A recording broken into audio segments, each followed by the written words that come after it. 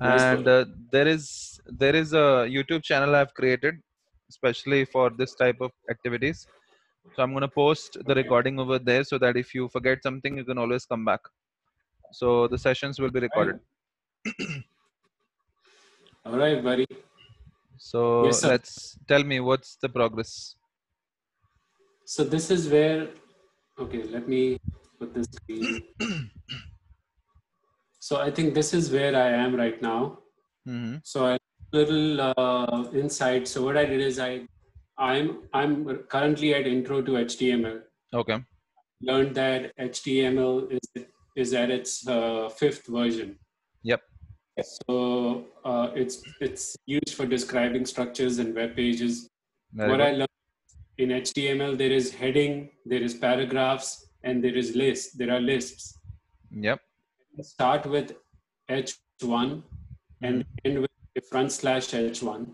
And there could be multiple headings H1, H2, H3. Paragraphs start with P and they end with P. List starts with OL and for the opening and the closing, and LI for the list items. Right. And commenting starts with exclamation and double hyphen, Yeah. and closes with double hyphen and closing mark. Awesome.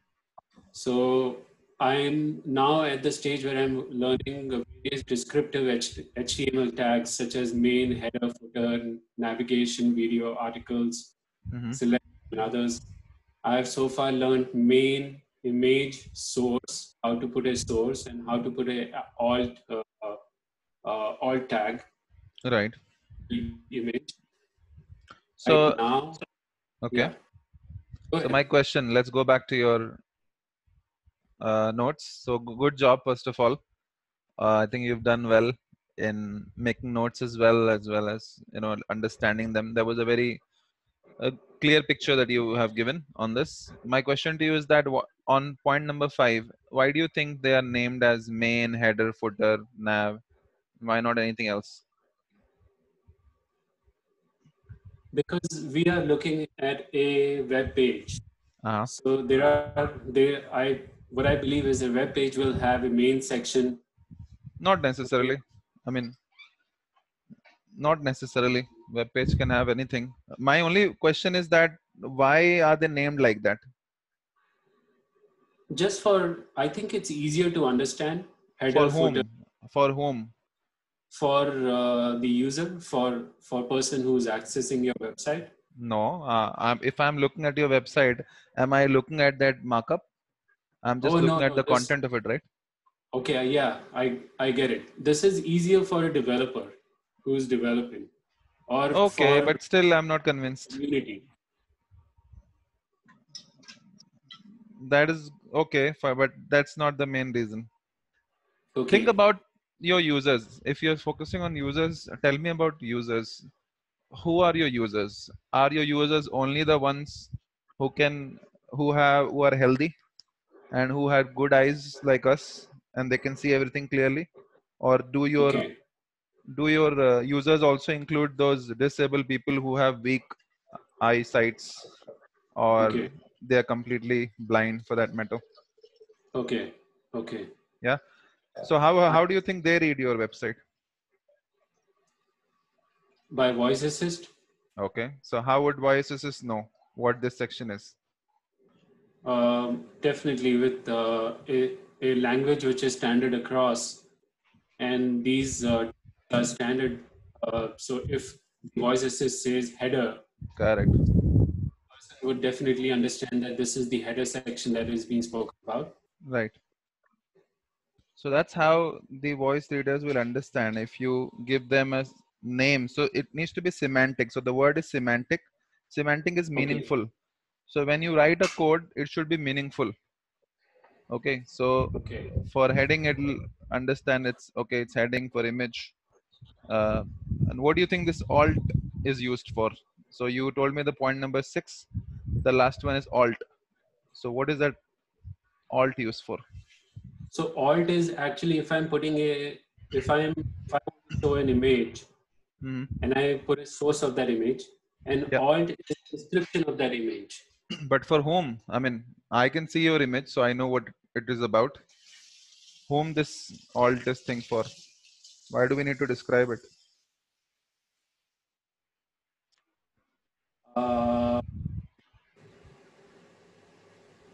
I mean, no, I For, don't have an answer. for same people, for those blind Okay. people or disabled people, because Okay. screen readers need something to read, right? People who can't Mhm. see your image, they don't know what your image is all about. But if you put in alt as description that cat said, when the screen Yes. readers are actually going through each of these using tab, then when it comes to image, the screen reader will read whatever you have written in alt attribute. It will read picture of cat, so they'll understand, okay, you're talking about cat. They can imagine at least, so they can't see your picture, right? But at least they can read it. So that is why these things are used. So when you are developing, you have to also take care of those people who are not as healthy as us and have physical disabilities. I agree. Yep. So let's continue with this. Um, I think before even we jump onto the code, I want to give you a basic overview of how these things work actually. Okay. So I'm just going to share 1 second. Let me just open up the presentation so I can share it with you. Sure. I'll stop the sharing then. Yeah. Just 1 minute.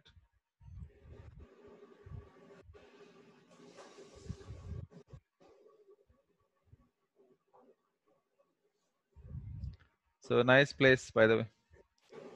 Thank you. And you Yes. look good as well, healthy and good. That's nice. Thank you. Thank you. Okay. God's grace. Okay. So let me share the screen now. This is my little office setup that I have here. Oh wow. And Ratan, you're just going to love it. You know, this coding, the whole concept and idea of being able to create things that people are able to use is really exciting, I think.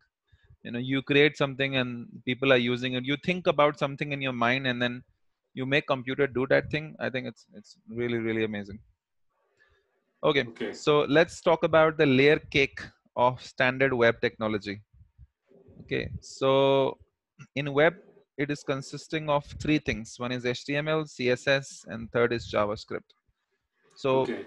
HTML is basically the content that you see on the screen, the markup.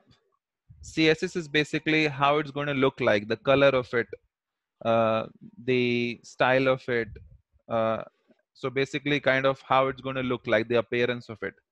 JavaScript would deal with interactivity. So for example, you have a web page on which if you click on it, the pop-up opens. So which means the user is interacting with the website. It's interacting with the web page. So that Okay. interaction is achievable with JavaScript. So it makes your content dynamic so user can interact. For example, there are some animation happening with JavaScript, or you know, your content moves from left to right like a slider. You must have seen slides on certain website, right? Example, bank Yes. website or maybe Amazon website. You see a slider on top. It's automatically moving from left to right. So that Okay. dynamic movement, the interactivity that is happening on the site is achieved with JavaScript. So JavaScript is very powerful. Initially, um, JavaScript could do only n number of things, but now you can actually build entire application in JavaScript. Uh, and so you must have heard about Facebook. So Yes. Facebook uses React, and React is a library of JavaScript. So Okay. they created React to solve their problems, and then they made it open source, so people can use it. Okay. So React is very popular right now, and you know, a lot of people are using it. You have your Node.js also, which is built in built in JavaScript. So JavaScript is very powerful. Okay, so let's continue. So I'll just So, summarize before we move ahead mm-hmm, for a second. HTML is the coding and the content. mm-hmm. CSS is the design, uh, The look and feel of it. the look and feel of it. JavaScript is more to do about the Web uh, interaction. okay, web In- interaction. yeah, interaction with the page, basically making the Okay, content dynamic. Okay. So, okay, so what happens when you run JavaScript code in the web browser? So first of all, you need to understand that when you run a code, there's a lot of thing that happens in the background. So there are zeros and ones. That's all computer understand. It doesn't understand the code that you write. So behind the scenes, it is using an interpreter to convert that into zeros and ones. So everything it's converting into zeros and one. Your content that you see, your images, even your videos. So videos are nothing but images. So right now I see you moving. So yes, your moving video is actually thousands of images at different positions. When clubbed together, they look like a video. You okay, must have seen some storybooks in the childhood where you move the book like from one page to another fast, and yes, it creates kind of a video like a moving thing. So that okay, is the same concept for video as well. There are thousands of images. You must have seen GIF. yes, So if you open GIF file, you will see there are like many images that are there in the GIF. Okay. yes, So how does it work? So when you run the code on your web browser, it basically takes it and then it uses its engines to convert that into code that you're able to see. So you give it HTML, you give it CSS, you give it JavaScript, and then it uses their respective engines to convert them into the code that you see. So let me just move this. This is not something we are studying right now. I'm just going to move to. Did you make this presentation? Yeah. So when we come back to JavaScript, that's when we're going to learn. So we'll coming back to Yeah, HTML. So what happens when you yes, give it an HTML code file? Okay. So it's just a document for computer. So what it does is browser has something which is called parser, HTML parser. So it's going to parse the file. Okay. It's going to read from top to bottom. And what it's going to okay, do, it's going to break the code into a tree, which is called DOM. DOM means document object model. So it will break it into small pieces like this, and it okay, will form a tree-like structure. So if you look at it like this, so on the top in the root, you have HTML tag, which you're already aware of, correct? yes, Then you have the head tag, then you have the body tag. Inside of head, you have title, and inside of title, you have some text, which is called text yes, node. So each of these are called elements and nodes. So these tags that you see, these are basically elements, and the content inside of them are actually nodes. Okay, so inside of H1 you will have a heading, so that's node. Inside of P you have some text, that is node. So that it forms like a tree kind of a structure. So when it passes it, yes, okay, and then these have parent-child relationship, which means it's like a nesting that happens. So inside of, for example, a header, you will have another div. Inside of div, you will have H1. Inside of H1, you will have a tag, for example, or span. So kind of a parent-child relationship. okay, Same way goes for CSS as well. So how it converts DOM, which is document object model. For CSS, it parses into CSS OM, which is CSS object model. So it forms like a tree-like structure. I'm going to move on. So here it goes. So this is how it works if I put everything together. So when HTML comes, the browser uses HTML parser and it breaks it down into tree-like structure. When JavaScript uses JavaScript engine to manipulate things, which means, for example, if I want to click on a button, I can do that, and I can make the element interactive, like open a pop-up, maybe a login form or a sign-up mm, form. With JavaScript is so powerful that it can also manipulate your CSS, which means it can change the background color. It can probably change the image. So you have seen slider. So one image comes, then another image comes. So it can do a lot of things. So yes, JavaScript is passed with the JavaScript engine. CSS is passed with the CSS parser. So this is basically an overview of how these things work. When we get into JavaScript, then we will get into more of details of it. But I think for now, as an overview, this is how it looks like. Just want to let you know what goes behind the scenes when you are actually doing it, so that you have some kind of a background picture as to what is happening when I'm writing the code. Yes. So let's continue with your learning, and let's move on to the next chapter. Would you like to share your screen? Yeah.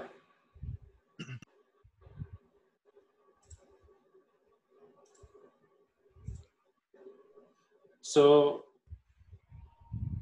so whatever we see, like for example, we are looking at something like this, Mm-hmm. or something like this. So whatever we see right now Uh-huh. have HTML, Right. and then it has HTML is basically information such as today's Mother's Day, today is our Correct. meeting. These are Correct. information that are in HTML. Yes. How to, like, this color, boxes, Yes. shapes, calendar is on the left, and you know these are being broken down like this. So these are CSS. Correct. Correct. And then you pop up that you see, you just interacted. Did you see that? You just Yes. interacted. You're closing it now. So how is that Yes. interactivity coming? And that is coming by JavaScript. Okay. Okay. So You got it now? Yeah. if I open and if I close, That's there is JavaScript. JavaScript. There's JavaScript. Awesome.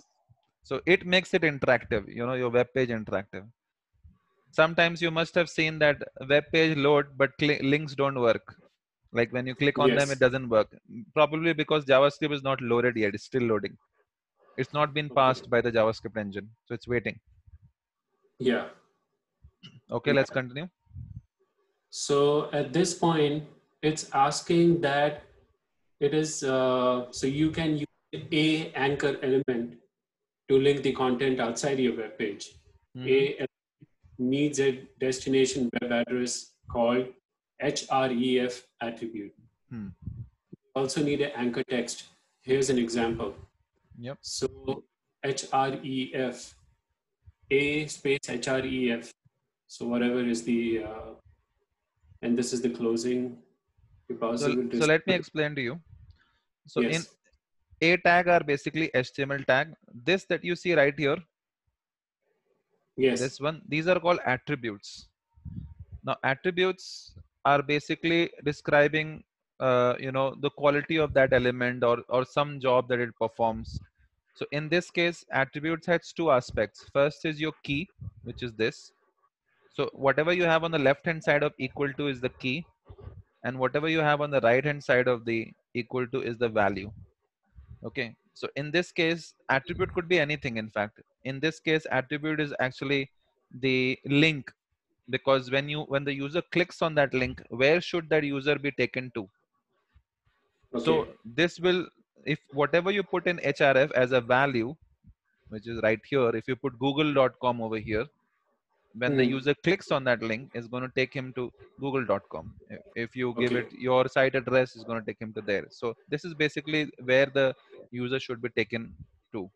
Then the inside part, the content of it, which is this, um, that is basically what will be visible to the user. So Okay. the user cannot see the tag. So when the browser passes it, it is not going to show the tag. It's going to show whatever is inside of this tag, which is like this links to free Links to the code free. camp. Okay. Okay, so that's how it works. Let's continue. Okay. Then your browser will display the text this links to the free, just as you mentioned. Create a element that links to. So Yep. create an element is open. What I love about it is that it also makes you do some exercises and not just Yes. so. And then you can take a reference. It's like a tutor. It guides you. If you make mistake, it'll tell you. Right. So let's say we want So to send him to that URL that they have given. So you want to yes. put that. So So we always use double quotes to make sure that uh, when we put the value of that attribute. okay.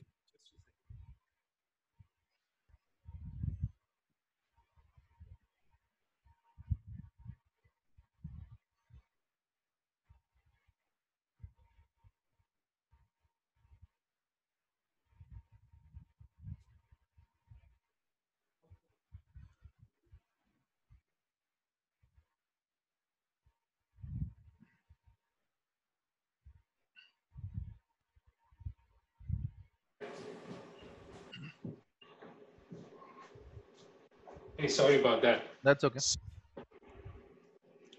So I'll paste the code. Yeah. After that, so that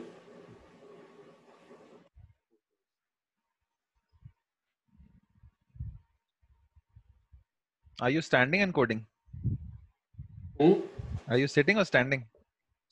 I have a standing desk. I Oh, always nice. use Good. it. ORG.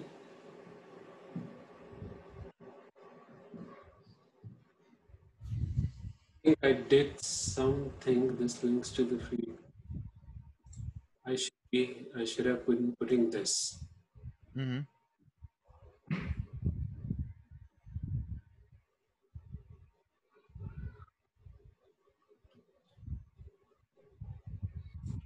So what goes inside of HRF? The link goes inside the HRF. So do you think and has cat photo is a link?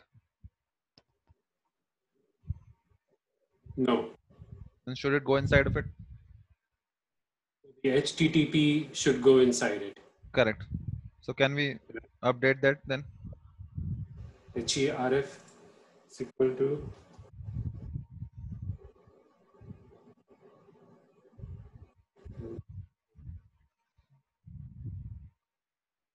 Yep. Perfect. and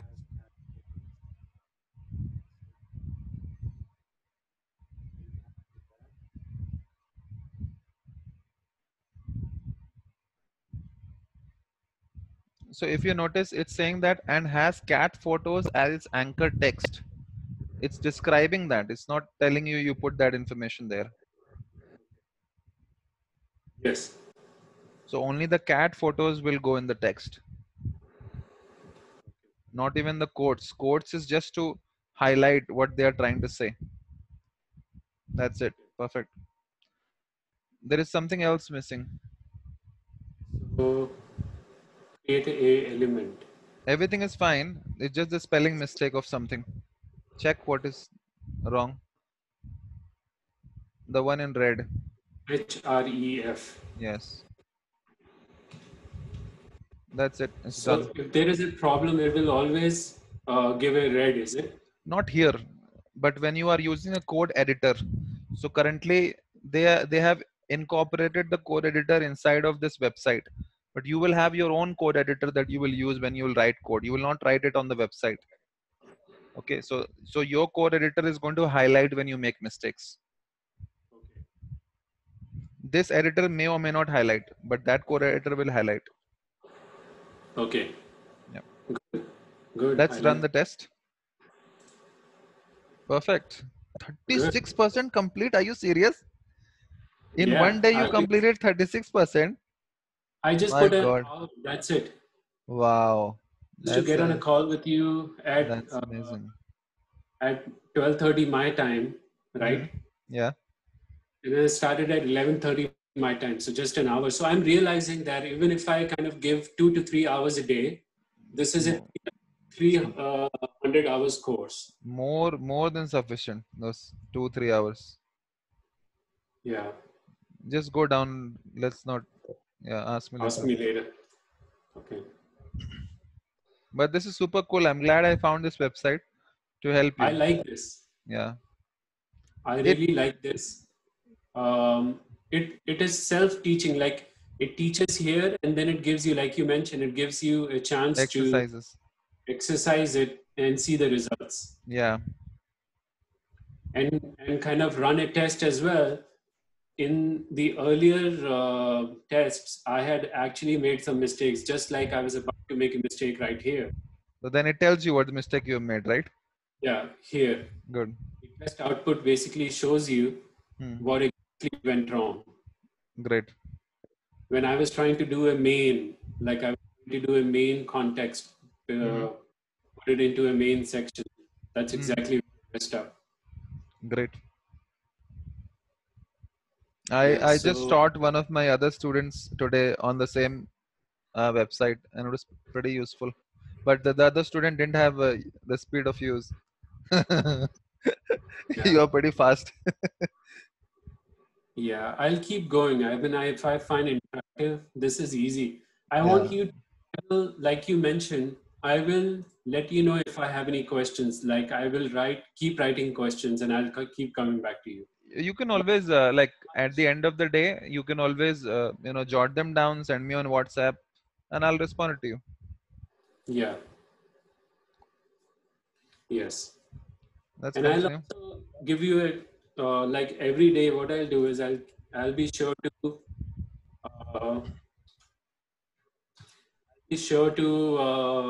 share with you my progress. Like this is my Yes, for today. yes, Share a that's important. progress report with you by the end of the day, which basically shows you as well how am I kind of moving, what pace am I moving in. Good, good. I'm Yeah. telling you, Ratan, once you totally get into it, you're gonna love it so much that you would never want to do anything else apart from this. This is so amazing. And what is so cool about this industry is that it is not just about coding, it is about also talking to people in the same community. So there is a whole big, really, really big community that's built around this tech field. So you get to interact with them, you get to speak at events, you can organize them, you can talk to other developers. They share their views, they share their learnings, their knowledge, and it's simply amazing. This technology is moving so fast that there is so much you can do. I mean, you never have imagined.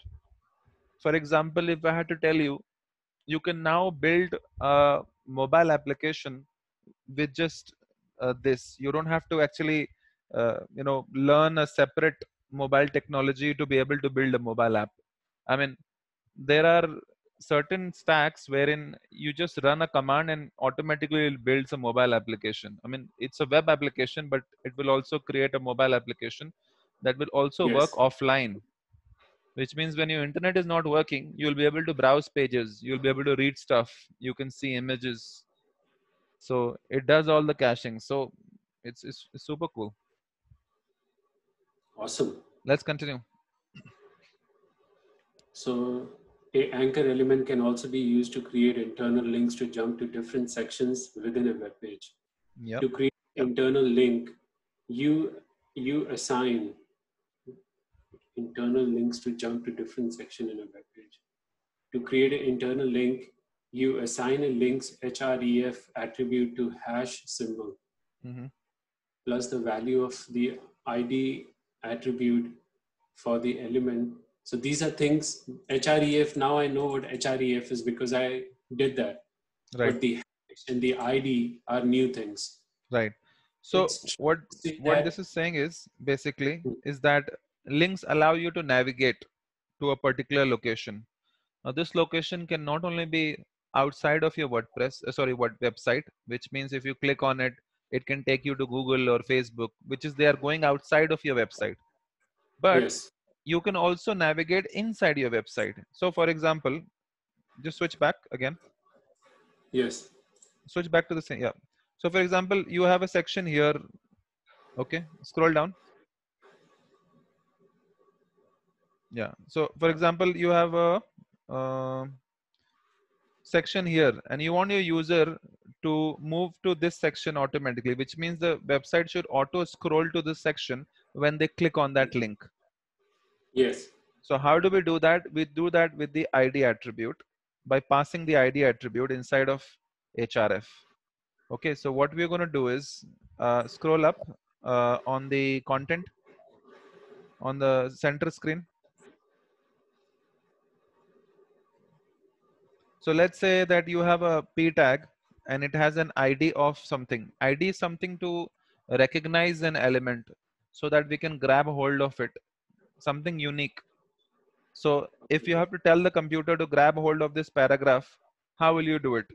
If I say grab hold of p tag, there could be several p tags on the same yeah. page, right? So I There are several p tags. computer wouldn't know which p tag to grab hold of. That is where the ID is useful. How you in Okay. banks you have ID given to account numbers given to different users. Imagine if Yes. they will put users, there could be different users, account holders. So how will they recognize they are talking about that particular account holder? So ID is that basically giving you a unique identity. So if you want your element to have a unique identity so that you can grab hold of them, that's when you give them ID. Okay, so what this is what it's talking about, that in href you will give its ID. Okay, so let's continue. To create an internal link, you assign a link href attribute to a hash symbol. So So when you any accounting numbering that we do has to start with hash symbol. Not when giving the ID, but when you are using that ID, that's when you will give hash. It will be clear to you in a moment. Let's continue. Yeah. Plus the value of the ID attribute for the element that you want to internally link to. Usually further down the page, you then need to add the same ID attribute to the element you are linking to. An ID is an attribute that uniquely describes the element. Exactly Same. like Yeah. below is an example of an internal anchor link and its target element. So A, href, contacts header. Okay. So see, let me explain this part to you. So this is H2. Yes. There could be several H2 on a site, correct? Yes. How will I tell the computer I want to grab hold of this H2 only? So you give it ID. So again, ID. how does attributes work? Key, value. So Yes. the name, every attribute has a name. So this attribute name was href, and every Yes. attribute has a certain behavior. This href is used for sending it, navigating, or sending the user to another location. This attribute ID is used for giving it a unique identification so that it can be used later for several reasons.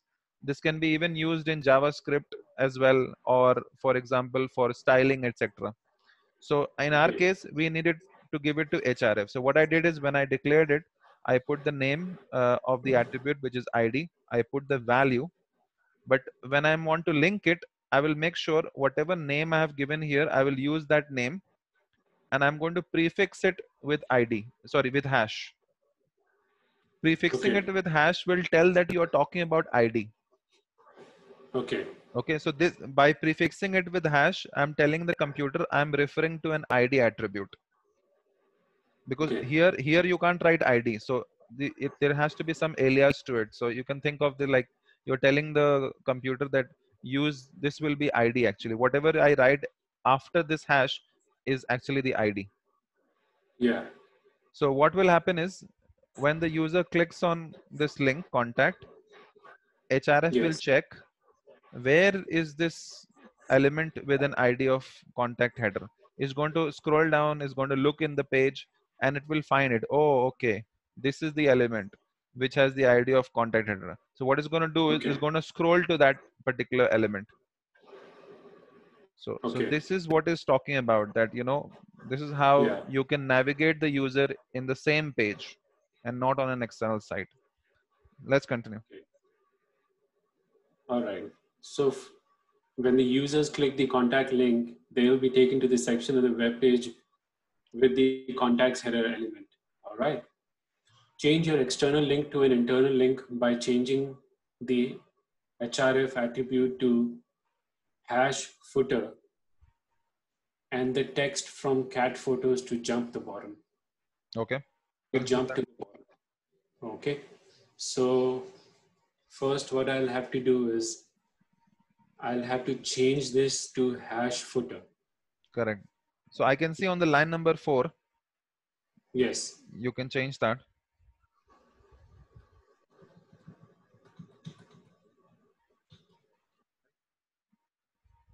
Make sure it is wrapped in a quote. So whenever you give a value to an attribute, it needs to be wrapped inside quote, double quotes. Any value to href should be wrapped in the quotes, right? Not just href, anything. Look at the h2 ID contact header over here. Is it wrapped in the quote? Yes. Is source value wrapped in the quote? Source value. SRC here. Is the value of SRC wrapped in the quote? Right. Is the value of alt wrapped in the quote? Yes. Yes. So any attribute value will always be wrapped in a quote. Look here, target value is wrapped inside quote. It's a common Yes. convention we'll follow. Okay. So generally, when you have strings, these are wrapped inside of quote. Now it's asking you to remove the target blank. What is this target blank used for? So target blank is used. Um, right now, we do not have any target, so it'll just be blank. No. What is the Target target? blank is used in case if you don't want your website link to be closed when the user clicks on it, which means, for example, you have a link on the website that says Facebook, like social links, something like it should redirect him to your social link page, maybe a Twitter or Facebook account of yours. If they Okay. click on that link, and if you don't give this target blank value here, what will happen is Yes. the new page, which is Facebook, is going to open on the same screen. Oh. Right now, this is not very healthy for me as a site owner. Why? Because my user was already on this site, my site, where I'm probably earning money with ads, and I am opening other website on the same link, which means now whatever wherever he was is lost. He Yes. has to again type my website address to be able to go on that page, which is not very healthy for me and as a user experience also, right?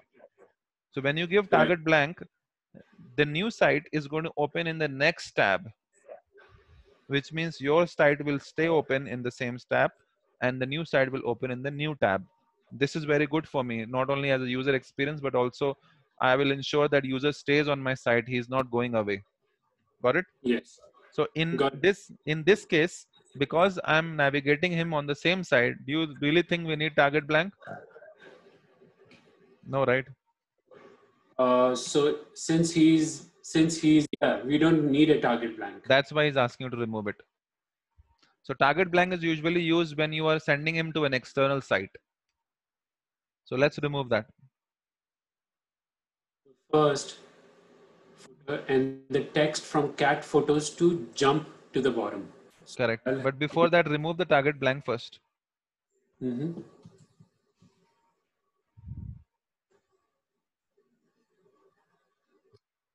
Yep. Basically closing this, Yep. and cat photos is, yeah.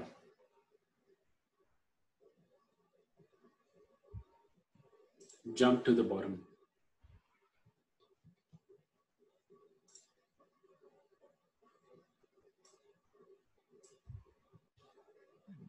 We'll ensure we don't use codes here.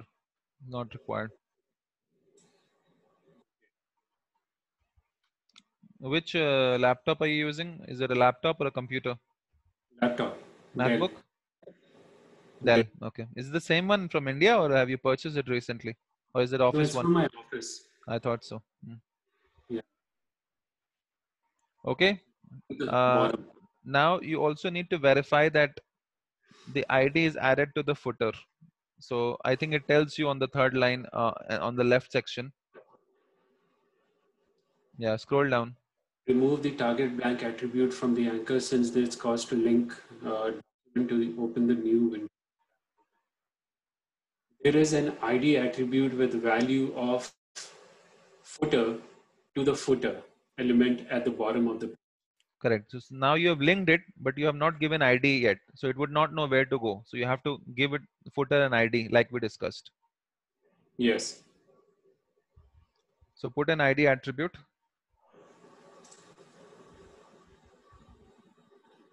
Just a second. Yep. The attributes will always go after the name of the element. So where after footer, after R, you will put the ID. Space. But here the ID is before Where is it before? this. No, see, I said that the attributes will go after the name of the tag. What is the name of the tag is H2. Where is my attribute after H2? In our case, Yes. on line number 15, the name of our element is footer, so it will go Yes. after footer, but still inside those brackets. The Yeah. footer. So, yeah, space. We will never leave outside the bracket because everything that's related to the tag will go inside of the brackets, because whatever is outside the bracket is actually the text that user can see. So again, equal sign and using quotes.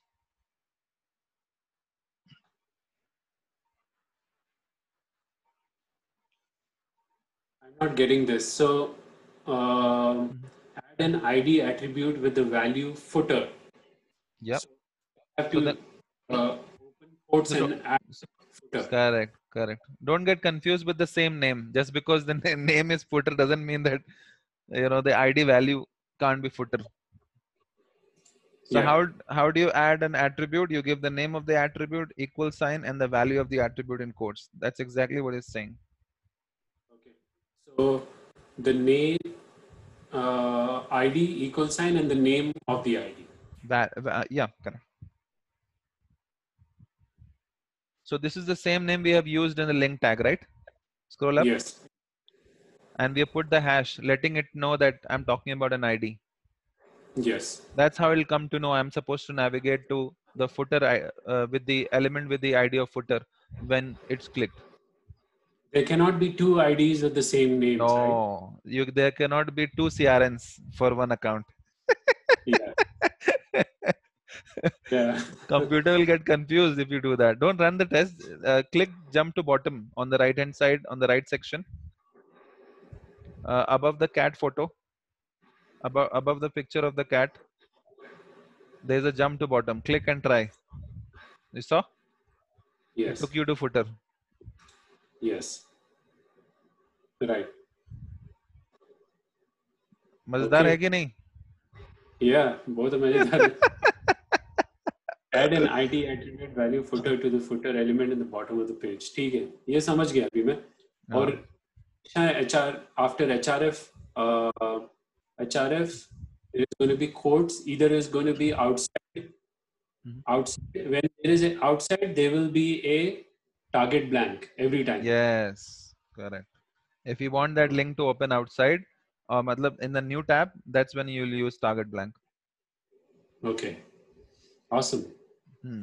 Let's run the test. Yep. Congratulations. Awesome. 39% complete. Thank you. Welcome. So I'll keep going then. I'll slowly keep going Yeah. by my own. And I think when do you think we should have a next call? Next weekend. Okay. Yep. All right. So once you've completed the course, spend 1 to 2 hours every day. Sorry. I think I should be able to complete one in 1 or 2 hours every day. Yes. I should be able to put 1 to 2 hours every day on this. Yeah, if you put 2 hours, that's good enough. And once you've completed this course, then I will give you assignments, real world assignments. Okay. First, yeah. I will make you do it on the call, like make you make couple of sections on the actual web page, and then I will leave it up to you to do the rest of the sections yourself. Okay. And then we're going to host that site also, so you can share it with people. Okay, this is what I've developed. Okay. What generally people do is there is something called 100 days of code. So it's a challenge. I don't know if you've heard of it, but it's a challenge. They say that you are supposed to spend minimum 1 hour. I mean, you can spend more than that, but minimum 1 hour you have to spend every day, and you have to tweet every day what you did, and you have to hashtag 100 days of code. Of course, people comment on that and people like it and all that stuff. But the idea is that it's a routine that you make yourself. It's kind of a discipline that every day I'm supposed to code minimum for 1 hour for a total of 100 days. Once you get in that habit of coding, you actually then start progressing. Okay. So I don't know if you want to do that. Code anything, is it? Yeah, just coding. Code could be HTML, could be CSS, could be JavaScript, could be anything. Okay. So open the 100 days of challenge on the Google. Type 100 days of code actually. The name is 100 days of code. All one word. Chalega. Bas hit enter. Not the add one. The second link. Yep, that's the one. The second link from the top. So for a second. Yep. So this is the 100 days of official code. So you already have a Twitter account, don't you? No, I don't. Okay. Will you? I mean, are you comfortable opening one, or you wanna? Definitely. I don't Okay. know how to use it though. Okay. So But let's open a Twitter account and let's tweet today what we did. This was your first day of coding, right? yes. Okay. Great. I'm gonna ensure you will get a first follower also today. Did you mean Twitter? Not the music wala Twitter. ठीक है. Sign up. मैं देखता हूँ पहले मैंने शायद create किया हो. Okay. I'm not. So while you are checking this, I'll just come back in 1 minute from washroom. No problem. Okay. So I think I'm not registered. Sure. Yeah. You can come back. I'll register.